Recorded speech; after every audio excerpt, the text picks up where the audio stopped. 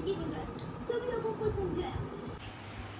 भगवत गीता के पहले अध्याय का 12वां श्लोक बताता है कि कुरुवंश के सबसे बड़े और यशस्वी पितामह भीष्म ने दुर्योधन का हर्ष बढ़ाने के लिए सिंह की दहाड़ जैसी जोरदार गर्जना की और अपना शंख ऊंचे स्वर में बजाया। यह घटना युद्ध के लिए माहौल तैयार करने और कौरवों के पक्ष में उत्साह भरने के लिए थी।